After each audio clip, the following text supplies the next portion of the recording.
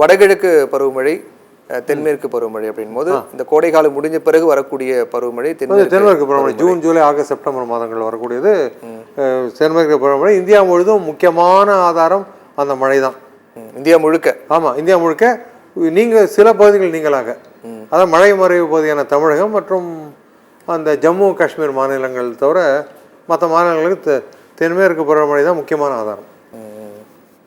இப்போ வடகிழக்கு பருவமழை எந்த காலம் சார்? இப்போ அந்த வடகிழக்கு பருவமழையில் தமிழகத்துக்கு பலன் அதுதானே சார்? October, November, December. அதுக்கு செப்டம்பர் மாதம் வரக்கூடிய அறிக்கையை வச்சுன்னு எப்படி இருக்குன்னு ஒரு ஐடியா கிடைக்கும். அதுதான் இப்போவே எதிர்பார்க்கலாம் முடியாது. அதாவது நம்ம ஒரு ரியலிஸ்டிக்காக இருக்கணும்.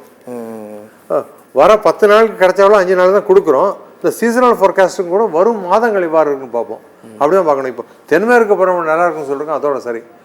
அதுக்கு அடுத்து செப்டம்பர் மாதம் வாக்கில் வடகிழக்கு எப்படி இருக்குன்னு பார்க்கணும், அவ்வளோதான். ஒவ்வொரு ஆண்டும் அந்த கோடை வெயிலும் போது கத்திரி வெயில் ரொம்ப அதிகமாக இருக்குன்னு சொல்லுவாங்க. ஆனால் அந்த கத்திரி வெயிலே மழை பொழியும் இருக்கும்.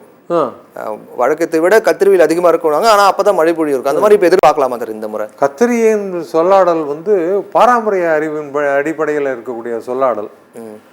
அதுக்கும் வானிலைக்கு அறிக்கை அதன் அடிப்படையில் தயாரிக்கப்படுவது இல்லை. கோடை காலம் மழையும் அப்பப்போ இருக்கு. கோடை மழைமா, கோடையில் ஒரு நாள் மழை வரலாமே. ஏன் அவரோட கவிஞரே பாடியிருக்காரு. வரும். அதான் வெப்பச்சலனத்தின் மூலம் வரும். இந்த ஆண்டு எதிர்பார்க்கலாமா சார்? கண்டிப்பாக வெப்பச்சலனத்தின் மூலம் கண்டிப்பாக வரும். சில வருடம் மார்ச் மாதத்துலேயே வரும்.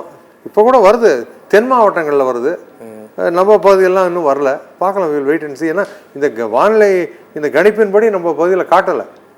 இப்போ பாருங்கள், இது 5ஆம் தேதி மே தான் காட்டதான்னு பார்த்தா கூட இதான் காட்டதான்னு பார்த்தா நம்ம பகுதியில் ஒன்றும் காட்டலை. ஸ்க்ரீனில் பார்க்கலாமா சார் அது?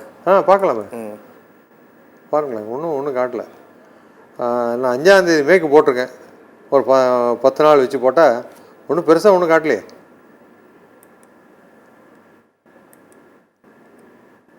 ஒன்றும் பெரிய மழையெல்லாம் காட்டல, பார்க்கலாம். இந்த கோடை கால மழையா சார் அது? ஆமாம், அது கோடை மழை தான். இந்த டைமில் வந்தால் கோடை மழை. கோடை காலத்தில் வரக்கூடிய மழை. இப்போ நம்ம பார்க்கறது படி இப்போ வரக்கூடிய காலங்களில் தென்படலை. இல்லை நம்ம பகுதியில் இல்லை, வறண்ட மாதிரி தான் இருக்குது. இது அமெரிக்காவோடது. ஆஸ்திரேலியா இருக்கான்னு சொல்லியிருக்கிறவனா பார்க்கலாம். இப்போ இந்தியா இல்லை குறிப்பிட்ட தமிழ்நாடு அந்த மாநிலங்கள் ஏதாவது இருக்குங்களா சார்? வடக்கு பாருங்கள், இங்கே தான் தமிழ்நாடு தானே பார்த்துட்டு இருக்கோம். இங்கே பாருங்கள், இந்த மேற்கு தொடர்ச்சி மலை பகுதியில் இந்த காற்று சேருகின்ற இடத்துல கொஞ்சம் வருது. மலைப்பகுதி இருக்கிற இடத்துல வருது. இந்த கேரளா அந்த மாதிரி சைடில். ஆமாம். இப்போ பாருங்கள், இது மண்டே 29ஆம் டேட் இல்லையா? ஆமாம் சார். காற்று எங்கேருந்து வருது? நிலப்பகுதியிலேருந்து வருது. அப்போ உங்களுக்கு நிலப்பகுதி கடல் பகுதியான்னு பார்க்கணும் காற்று எப்படி வருதுன்ட்டு. இப்போ நிலப்பகுதியில் இருந்தால் இப்போ அதிகமாக இருக்கும். அதுதான் இல்லை, கடல்லேருந்து தான் வருது. நிலப்பகுதியிலேருந்து வரும்போது உங்களுக்கு காற்று அதிகமாக, வெப்பம் அதிகமாக இருக்கும். அதுதான். ஓகே. பாருங்கள், வறண்டு தான் இருக்குது பாருங்கள். பெருசாக காட்டல. இங்கே ஏதோ லைட்டாக ஏதோ ஒன்று காட்டுறது. அதான் இது ஃப்ரைடே தர்ஸ்டே 2ஆம் தேதி 2 மே. ஒன்றும் பெருசாக ஒன்று காட்டலையே. அதுதான். கத்திரி வெயில் எப்போ தொடங்க சார்? இப்போ அப்போ ஏதாவது அதை நீங்கள் கேட்கணுன்னா ஜோசியர் தான் கேட்கணும். அவர் பாரம்பரிய அறிவுப்படி அவர் பஞ்சாங்கத்துப்படி கொடுப்பாங்க. சரி. அதுதான், அது பேர் கத்திரி வெயில்னு சொல்கிறோம். அது வானிலைக்கும் அதுக்கும் தொடர்பு இல்லை. இல்லை, அப்போ வெப்பத்தின் தாக்கம் அதிகரிக்கும்ல சார்? அப்போ அந்த காலத்துலலாம் இந்த அளவு கட்டிடங்கள் கிடையாது.